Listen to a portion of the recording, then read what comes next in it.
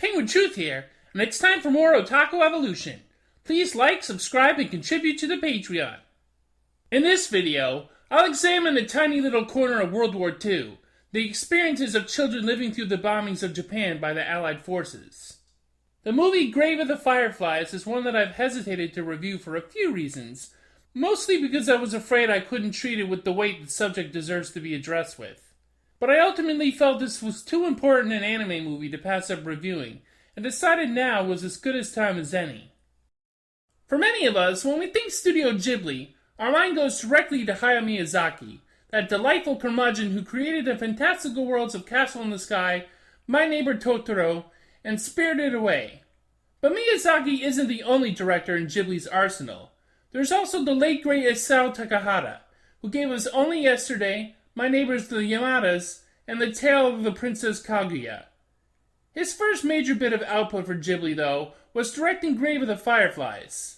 The movie is based on a semi-autobiographical story by Akiyuki Nosaka, who survived the fire bombings of Kobe only to lose his sister to malnutrition in the aftermath. His story was his way of exorcising his demons over what happened in that period.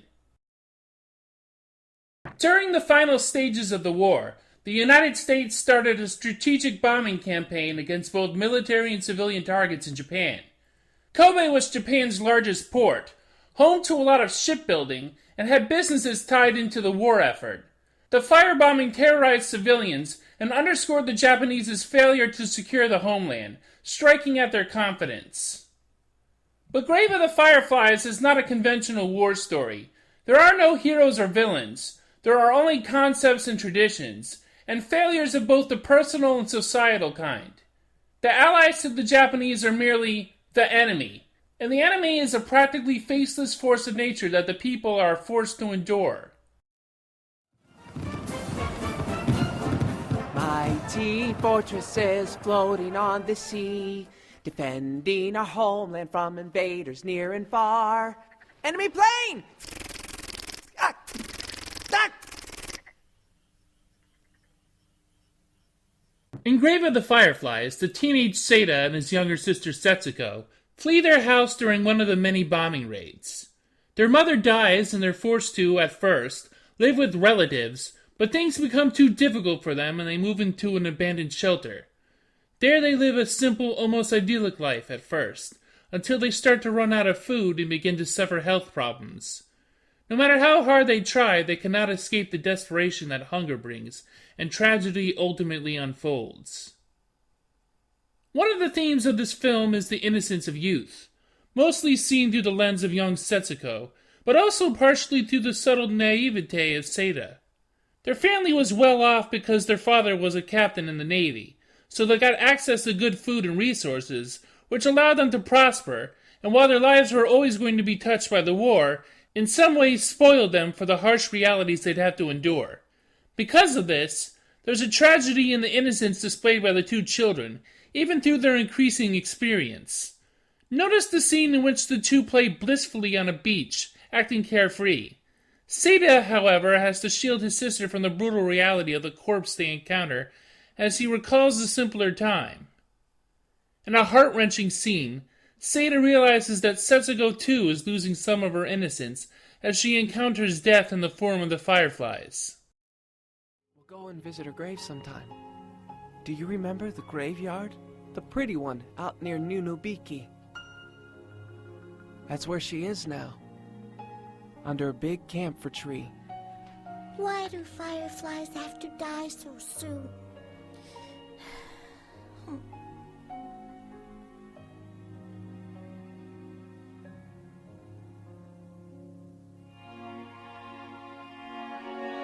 I think there was some subtext to the behavior of Seita and Setsuko's distant relatives. They were somewhat jealous that the two kids had it so easy before their mother died and had access to very good emergency food. Both Seita and his distant aunt come to mutually resent the other, as Seita seemed to be too carefree despite a war raging, and the aunt too eager to use the finer goods his family had access to.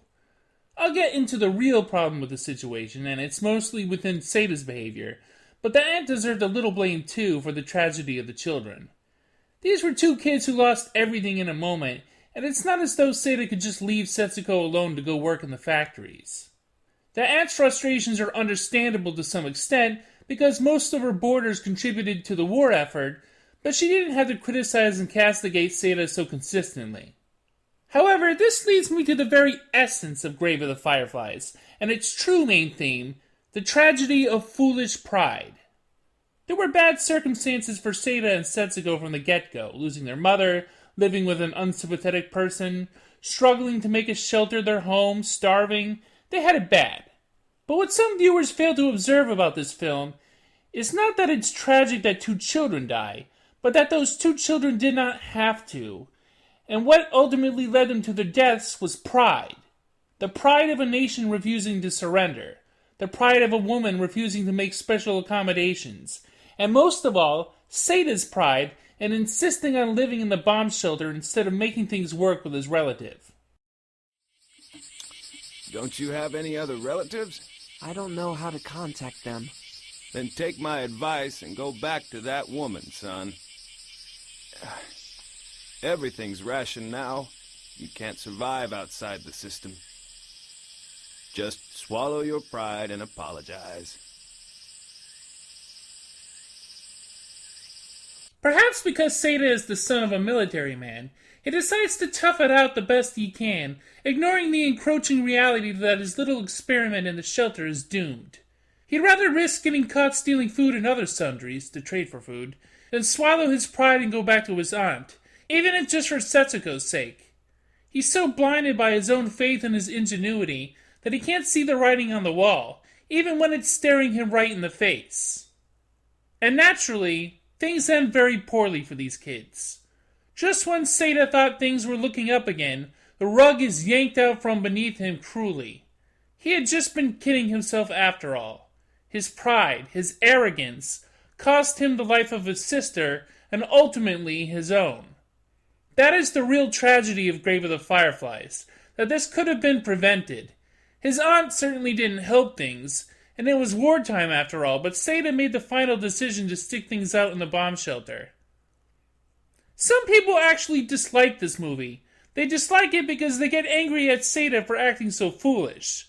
But that's basically the point of the movie to begin with, to see the folly of too much pride. Akiyuki Nosaka wrote the original story as an admission of guilt, as an apology, for his own actions that may have led to his sister's death.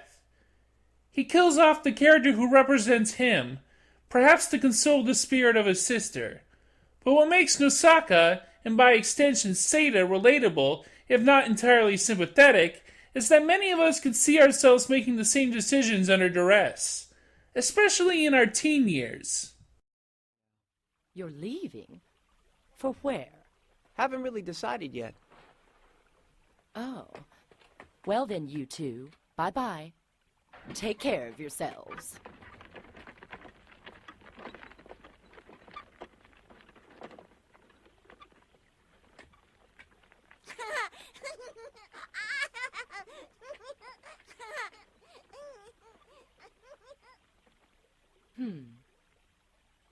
There's a lot to like about this movie, even aside from its message. The art and animation, for instance. As Roger Ebert acknowledged in his review of this film, there is a concerted effort to capture the subtle movements of the human body in motion, which can be seen in several moments, often in less vital scenes. Of course, it being anime, some of these movements are still slightly exaggerated for effect, but they really bring character to, well, the characters. As Ebert put it, there's an element of luxury in the movements. And of course, even our old pal Hideaki Anno was an animator on this movie, which is always good. As Ebert pointed out, backgrounds have a watercolor quality to them.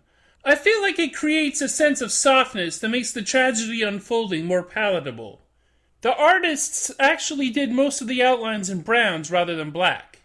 There's a more earthy tone to the proceedings, only split by the blue of the sky or the ocean.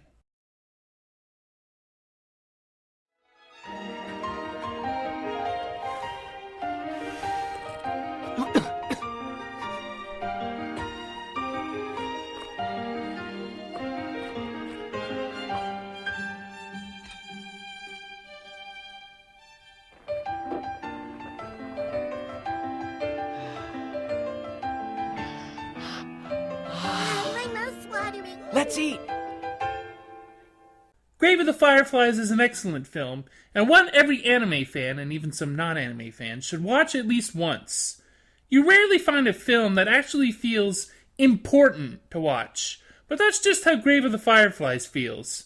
There are certainly anime films with more to say, even better directed ones, but few to name, and none that feels quite as educational and historically significant as this. I don't want to appear too effusive in my praise. I feel like the movie lapses into cheap tear-wringing on occasion, but that's overshadowed by some of the most brilliant story-building and eye-opening frankness I've seen in any film, animated or not. Maybe it doesn't have the most rewatch value, but I'm still glad to have it in my collection. Next time on Otaku Evolution, we return to the Patlabor franchise for the television series, which means I have a lot of watching to do. Until then, see ya!